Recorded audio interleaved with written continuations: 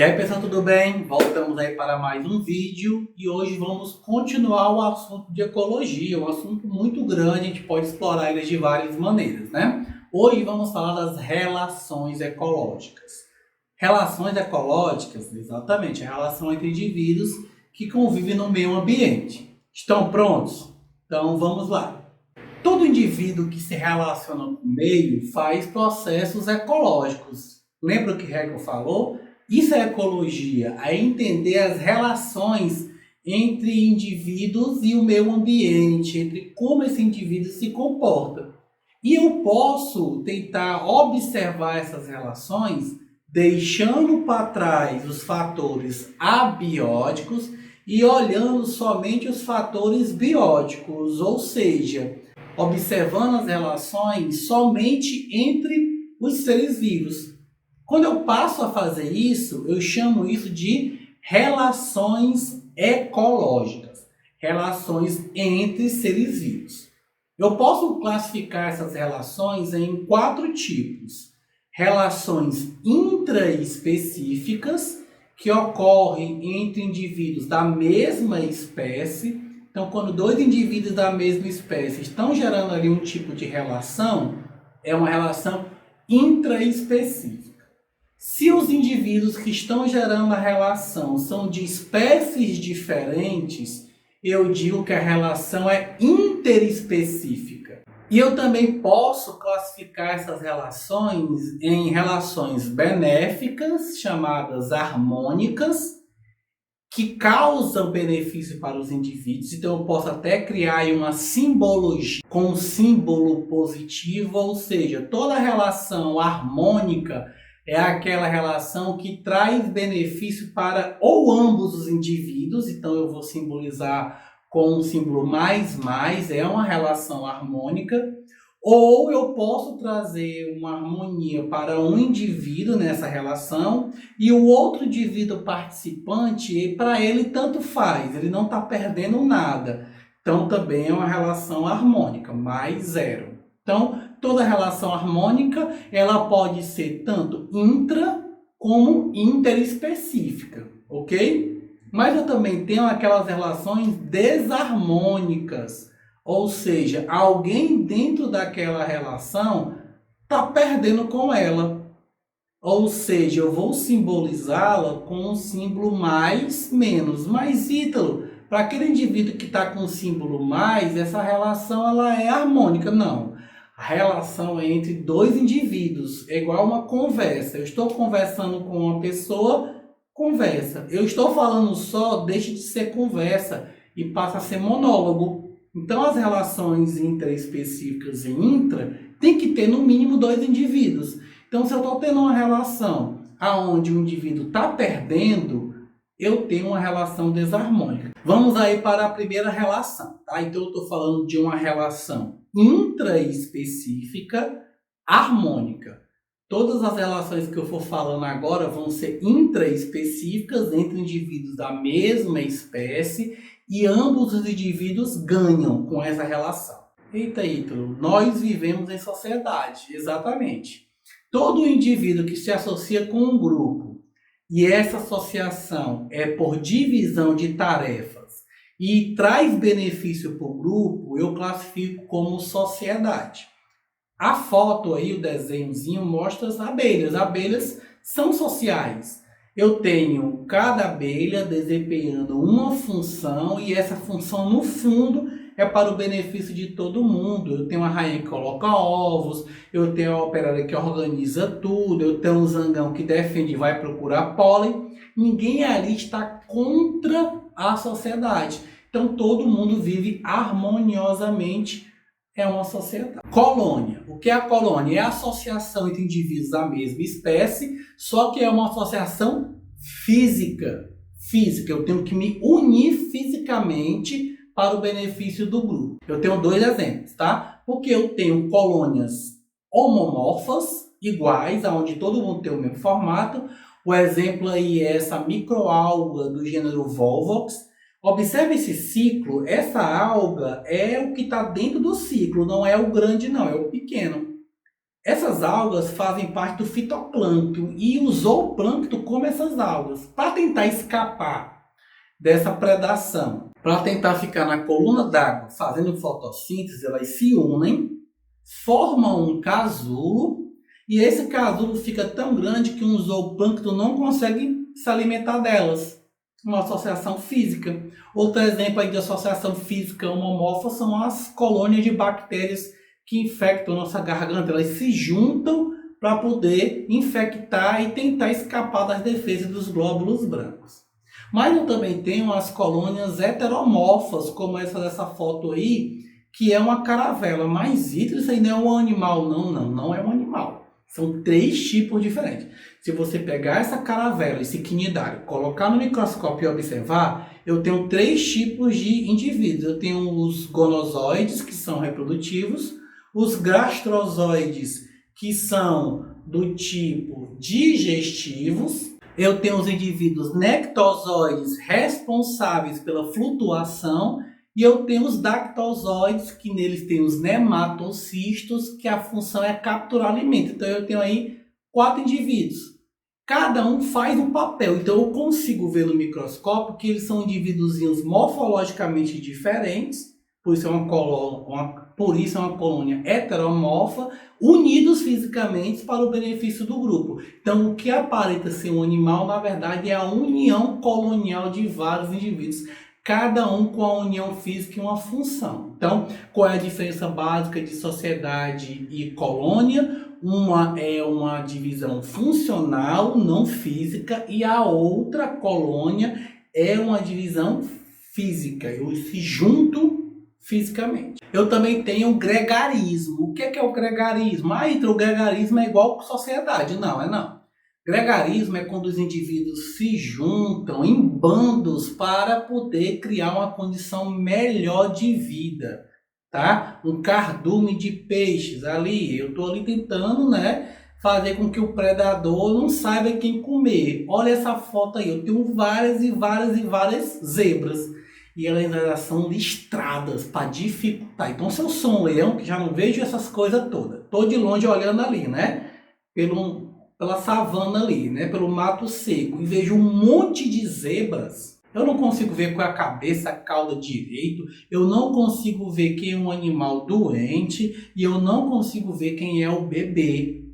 Um monte de perninha junto, então a chance do meu ataque ser efetivo diminui, porque se eu conseguisse identificar o filhote e um animal doente, eu já ia no doente e no filhote, -1, ia morrer. Mas se eu não identifico, a chance de eu ir para cima do animal sadio, 100% é grande. E a chance desse animal escapar também é grande. Ele vai correr e o leão talvez não alcance, dependendo do tipo de bote que ele deu. Então, quando eu me agrego para poder escapar de um predador, eu tenho uma associação gregarista. Competição. Lembra da aula passada que nós falamos que um dos fatores que delimitam uma população, que controlam, é a competição? Então pronto, a competição é uma relação intraespecífica, mas ela também pode ser inter. Essa que eu vou falar agora é a intra, quando 2 animais da mesma espécie. E aí a foto mostra tudo, Eu tenho aí 2 ursos polares brigando. Brigando pelo quê? Pode ser por espaço, por território, pode ser por alimento, pode ser para quem vai acasalar com a fêmea, não importa. Eles ocupando o mesmo nicho ecológico, eles vão competir. Só há competição quando se ocupa o mesmo nicho ecológico. Então, se eu como, se eu preciso reproduzir, ou se eu faço tudo e está dentro do mesmo local, dentro da mesma faixa, vamos brigar para ver quem é que vai superar. E esse tipo de competição controla as populações. A partir de agora, vamos pegar exemplos de relações intraespecíficas, só que desarmônicas, tá? O que é a desarmonia? Alguém vai perder. Então, um exemplo aí inicial é o canibalismo. Quem foi que perdeu? Quem morreu, Essa foto aí mostra o exemplo de uma fêmea e um macho de gafanhoto. Interessantemente, depois de uma cópula, a fêmea necessita comer a cabeça do macho, Porque na cabeça do macho tem uma glândula chamada hipófise, e essa hipófise vai estimular a produção de hormônios que vai permitir a ovulação da fêmea e a união do sêmen do macho com o óvulo vai gerar novos filhotes. Se ela não comer a cabeça, ela não vai ter óvulos e não vai reproduzir. Então, já é uma morte sacrificial. Eu vou ter relação com você e eu sei que eu vou, né, no final do processo, morrer. Isso é tão instintivo que a fêmea come a cabeça do macho e o macho continua copulando com a fêmea. Ele sabe o que ele tem que fazer. E isso aí é um exemplo de canibalismo, quando eu me alimento de um indivíduo da minha mesma espécie. Vamos passar agora a falar de relações interespecíficas. Olha, inter, de indivíduos de espécie diferente. Então vamos começar com as relações interespecíficas harmônicas, que trazem benefício. E talvez a maior relação que traga benefício é o mutualismo. O que é o mutualismo? É quando indivíduos de espécies diferentes se associam e essa associação é uma associação que traz benefício para ambos e é uma associação obrigatória. Ou seja, se ela não ocorrer, os dois indivíduos vão perder e vão morrer. Eu posso classificar aí vários tipos de mutualismo. O da foto mostra o mutualismo de um protozoário que vive no intestino de um cupim e esse protozoário faz a digestão da celulose. A celulose é um carboidrato indigerível pelos animais. Se eu comer carboidrato do tipo celulose, eu não vou conseguir digerir. Ele é um disacarídeo que não vai ser quebrado e eu vou evacuar ele totalmente. O cupim também não é diferente, ele não consegue digerir, mas ele cria na sua flora intestinal esse protozoário que consegue digerir a celulose. Então é uma simbiose. O cupim come a madeira que tem celulose, ok? Então o cupim é a fonte mastigável e faz um favor lá para o protozoário. Ele come. E qual é o favor que o protozoário faz para o cupim? É exatamente digerir a celulose para ele. Então um ajuda o outro. Nós também temos a nossa flora intestinal, um conjunto de bactérias que fazem vitaminas, quebram alimentos que nos ajudam. Então, toda relação entre indivíduos que geram uma associação benéfica que não pode haver divisão é chamado de mutualismo. Você tem que prestar atenção que o mutualismo é muito parecido com essa associação que nós vamos falar agora, que é a protocooperação. Alguns livros até colocam mutualismo obrigatório e chamam a protocooperação de mutualismo não obrigatório. Eu não gosto desse termo, tá? Confunde. Mutualismo e protocooperação. Protocooperação é quando eu me associo com indivíduos, tá, para o benefício de ambos, só que se eu separar esses indivíduos, não ocorre morte. No mutualismo, separou, morreu. Na protocooperação, separou, não morreu. É melhor estar junto, mas se separar, não morre. Tranquilo? Eu tenho aí dois exemplos. Tá? O primeiro exemplo é do crustáceo pangurus com essa anêmona. O pangurus, ou caranguejo eremita, ele pega conchas e vive dentro das conchas. Já é uma proteção, né? Só que a concha tá só a parte mineral. Então ele usa a conchinha como casa. Só que tem alguns animais que conseguem virar essa concha e puxar ele lá de dentro. Então o que é que ele faz? Ele cata anêmonas, que são quinidários que queimam, que é a casinha daquele peixinho Nemo, pega essa anêmona e coloca na cacundinha dele, tá? E anda com essa anêmona para onde ele for. Quando alguém for atacar, ele se recolhe e expõe a anêmona. Se um peixe for tentar pegar ele, se queima. Sim, então. Pangurus aí tá usando a anêmona como defesa. Beleza. E o que que a anêmona ganha? A anêmona é um animal séssil. Ele se movimenta muito lento, então ele prefere ficar parado. Então a comida tem que vir até ele. Então o que é que o pangurus faz no dia a dia? Toda vida que ele for comer, ele cria a anêmona. Ele pega um pouco de comida e joga para ela. Vixe, a anêmona acabou de ganhar alimento, está vindo fácil o alimento, e ela tem que fazer uma coisa natural para ela, que é a defesa. E o pangurus ganha a defesa e dá um pouquinho de comida para ela. Olha os dois ganhando. Pronto, cooperação. Se um dia essa anêmona cair, ela continua se alimentando e o pangurus vai procurar outro, fica sem anêmona, tudo bem. Outro exemplo aí eu tenho é o jacaré com pássaro palito, tá? Eu tenho aí o jacaré que come carne e quando ele termina de comer a carne, ele abre a boquinha, o passarinho entra lá e palita os dentes. Vai lá, Ítalo. Por que ele não come esse passarinho? Porque se ele comer um, nunca mais ninguém entra. E o que ele ganha? Ele ganha um dentista. O pássaro vem, limpa a carne e os dentes continuam bem, não apodrece nenhum, não tem cárie, é um sorriso colgate, só o filé. Mas o passarinho ganha bucho cheio, né? Ele vai lá e pega resto de comida sem nem ter um trabalho grande, só está palitando os dentes. Eu tenho outros exemplos, como por exemplo os anus com as vacas que comem carrapatos e outros exemplos dentro do meio ambiente. Comensalismo. O que é o comensalismo? É quando você tem um indivíduo que não lhe altera, para você tanto faz, e quando você deixa restos alimentares caírem, esse indivíduo acaba comendo esses restos alimentares, né? Talvez o exemplo mais clássico é o tubarão com a rêmora. A rêmora é um peixinho que tem uma ventosa na cabeça, então ele gruda debaixo do tubarão. Todo o resto de comida que o tubarão elimina, ele vai lá e come. Se eu sou um leão que come lá um animal que eu acabei de matar, eu estou com o bucho cheio e saio e vem outro leão comer, não é comensalismo. Por quê? Porque é da mesma espécie. Mas se eu deixei aquilo ali, vem uma hiena comer, aí sim é comensalismo. Inquilinismo é quando um indivíduo ele habita no corpo de outro sem trazer malefício para ele. Tá? Um exemplo aí é uma árvore que deixa crescer no seu tronco espécies de bromélias.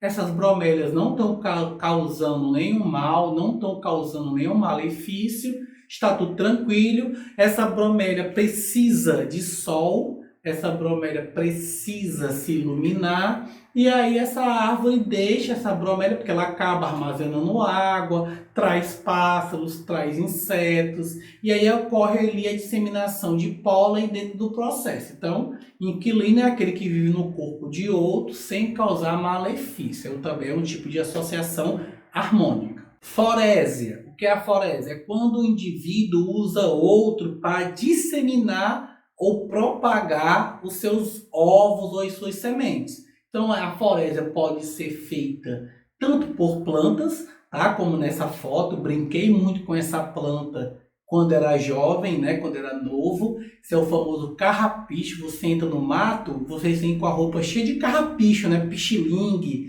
pega pinta, aquelas sementinhas que grudam, tá? Para que aquilo ali? Ali é uma forésia. Você entra no matagal, vem com aquelas roupas, você nunca joga aquele indivíduo fora no canto que aquela planta tá. Planta cessa, não se mexe, né? Tá com aquela semente. Se a semente cair do lado, vai nascer do lado. Mas eu quero que aquela semente vá para outros locais.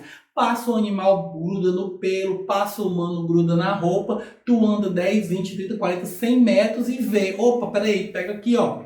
Vai, meu Deus, joga fora. Opa, você acabou de distribuir a semente. É uma forésia.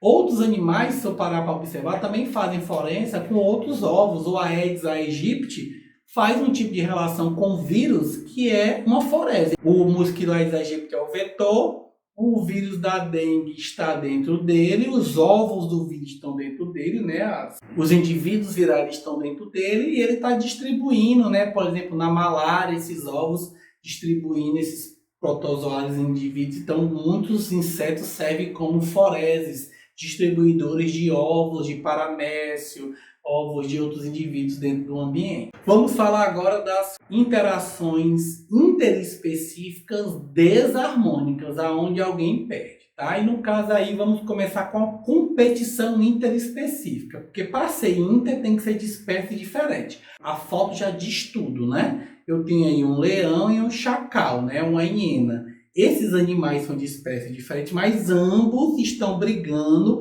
pelo mesmo nicho ecológico. Eles são carnívoros, né? Então aí tem um resto de um animal, vamos brigar ali, vamos se defender.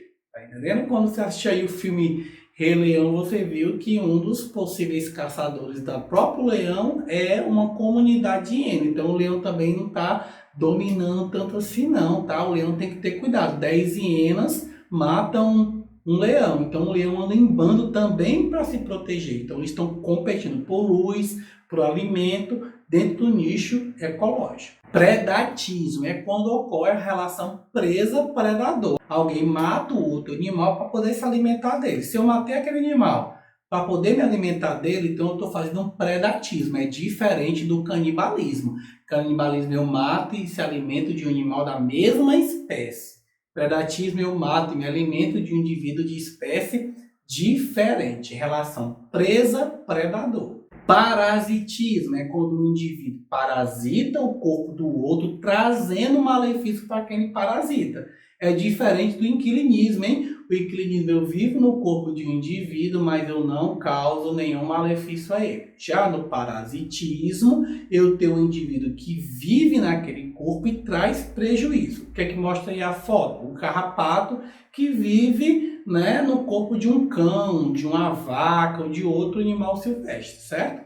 Esse carrapato ele chupa o sangue, já está tendo aí um prejuízo para quem está sendo parasitado. Nós também sofremos parasitismo. Nós temos vários e vários parasitas, como a Taenia solium, como outros animais que parasitam o seu corpo, procurando o benefício dele e causando malefício a você. Então, o parasitismo é uma relação desarmônica. Amensalismo, né? Vamos fechar a aula de hoje com amensalismo. O que é o amensalismo? É quando ocorre uma relação química entre indivíduos que estão ocupando talvez o mesmo nicho ecológico, procurando a luta por espaço. Vou pegar aí um exemplo amensal, tá? Aonde existe aí a luta de uma microalga, tá, protista, por espaço. Elas ocupam a lâmina d'água, certo? E essa lâmina d'água, ela acaba sendo fonte de espaço de fotossíntese. Quando tem um bloom desses indivíduos, o que é que vai acontecer aí, tá? Vai acontecer que não tem espaço para todo mundo. Então, elas passam a liberar produtos químicos para matar umas às outras. Então, se elas passam a liberar produtos químicos, quando eu libero um produto químico para matar outro agente que está ocupando aquele espaço, eu faço um processo amensal, certo? Então, eu estou matando, às vezes, até indivíduos da minha mesma espécie, como eu também estou matando indivíduos de espécies diferentes. Matei por produto químico, matei por produto químico, é um processo amensal. E aí agora sobra espaço, quem sobreviveu faz o processo de fotossíntese. Esse fenômeno aí gera, por exemplo, a maré vermelha, onde várias microalgas morrem com uma toxina e essa mancha vermelha de microalgas, elas aonde passam, elas vão matando peixes e pode até causar morte. Se eu for lá para a história bíblica, muitos biólogos alegam que a transformação do rio Nilo em sangue foi exatamente um bloom de microalgas desse gênero que causou a morte generalizada dessas microalgas e aquela rio Nilo ali ficou cor de sangue. E aí começou todo o processo, o sapo saiu da água porque era tóxico, morreu, gerou mosca e aí por diante. Último exemplo, Fleminger, quando ele botou uma lâmina, uma placa de Petri com bactérias, viajou, voltou e essas bactérias em determinadas lâminas tinham morrido porque nesse centro dessa morte tinha um fungo, o que é que esse fungo penicillium estavam fazendo com as bactérias? Amensalismo. O fungo liberava um produto que era a penicilina que matava a bactéria. Então, nenhuma bactéria se aproximava daquele fungo porque aquele fungo liberava um produto químico. Então, Fleminger, por meio de uma relação ecológica amensal, descobriu a penicilina, que é um antibiótico, e acabou ajudando a humanidade. Bem, pessoal, essa foi a nossa aula de hoje. Foi um prazer estar com vocês. Falamos um pouquinho das relações ecológicas intra e interespecíficas, harmônicas e desarmônicas. Espero que eu tenha ajudado vocês. Nas próximas aulas vamos continuar falando um pouquinho de ecologia. Foi um prazer estar com vocês e tenham um bom dia.